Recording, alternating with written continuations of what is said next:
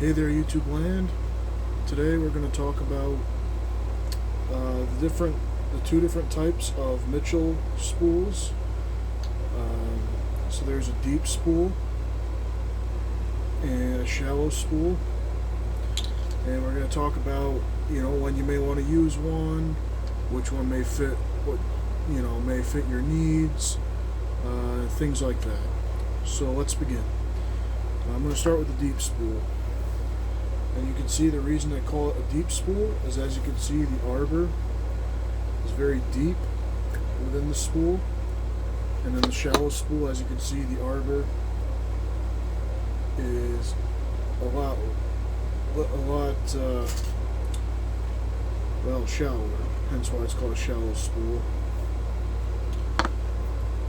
When you would buy a reel from Mitchell, they would give you two spools, two different capacities. Like I said, the deep and the shallow spool. So I'm going to start out with the shallow spool. As I mentioned, you can see how the arbor is a lot smaller, or a lot more, shallow. These have a smaller capacity. I don't know the exact yardage of these, so I can't really say for certain. These work best with 2, 4, 6, and 8 pound line. I would not go anything over 8 pound line on this. If you use anything thicker than 8 pound line, it's not going to work out so well. You're not going to get that much line off it. So these are nice for thinner lines, like I said, 2, 4, 6, and 8 pound line. So these are nice for trout, panfish, things like that. You could use them for bass. These also do save a lot of line. So I buy my line in bulk. I believe I mentioned in my videos about the line I use. I buy the Berkeley Trilene Big Game line for most of my general freshwater fishing, so like bass and things.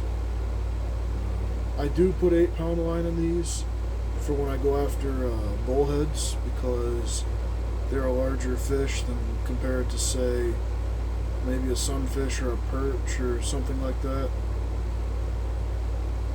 And then also sometimes I'll put 6 pound line on these for trout.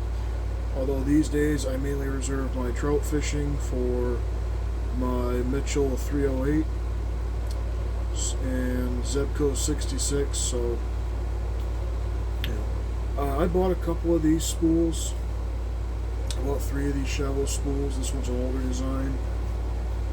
You can tell by the star-shaped drag knob. But all the spools are interchangeable. And I bought these because I figured most of the fishing I'm doing, I'm not really casting out that far. And these hold a very sufficient amount of line for what I'm doing. So I've been using these a lot lately. So there's that. Now on to the deep spool. This is a spool for a 300A originally, but it'll fit any kind of Mitchell, it'll fit a 300, 300C, 400, 410, 410A, and so on. I mainly use these in, say, bigger rivers, and the reason I say that is because one of the rivers we have around here has carp in it, and carp are very strong, very powerful fish, and when you have to loosen your drag, you may need to let out a lot of line to tire them out, because they're a very heavy fish. If you don't set your drag right, they will snap your line. So I save this for like the bigger waters, or maybe when I'm going after like bass, in the bigger bass waters. I don't really use them for trout because they're unnecessary. Most of my trout fishing is done in smaller streams and rivers, so I don't really need that much line. Another area where these can come in handy, if any of you out there like trolling for like walleye or lake trout or salmon or something like fish like that live in deep water, then you'll probably want to use this spool, because it holds a lot of line, and when you're trolling, you're often in deep water, so you need that much line, and especially when you hook in and are bringing in, you know, good-sized fish from deep water. This spool can hold heavier line, so you could put 10, 12. I think the largest line I would put on a 300 or a 400 sized vintage Mitchell reel would be 15-pound line. I wouldn't go anything over that, because again, you know, you want to maximize your capacity with these if you're going to use them. And you want to fill them. I'm going to use a Q-tip as a pointing tool. Kind of not quite to the edge, but just shy of the edge, because these can hold a lot of line. And the same with this one. You want to fill them. You want to fill them nicely. You know, because if you don't have enough line to fight a fish, it's not a good situation. How often should you change the line on your reels? Well, I would say, depending how much, that depends how much you use them. I usually only change the line on a reel if either I am buying one used that has line on it and it's probably old line, or if, say, I have a spool that is getting low on line, then I'll change the line out. Other than that, that's about it. So,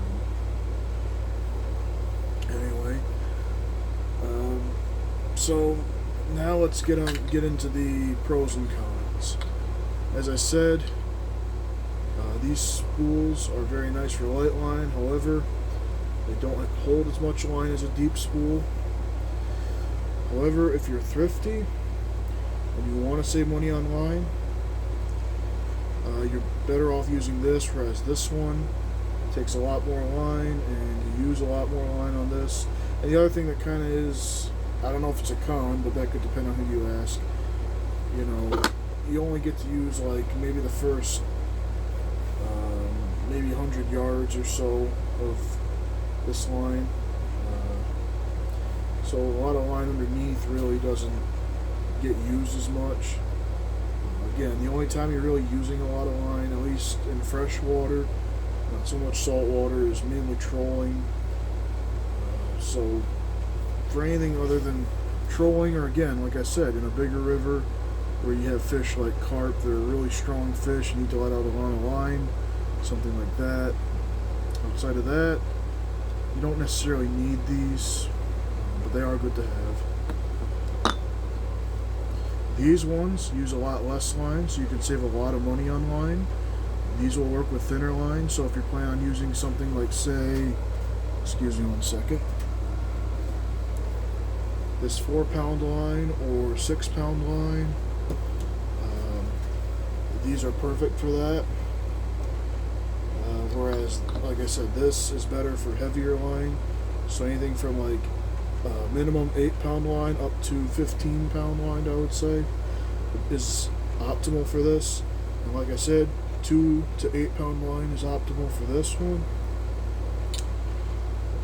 So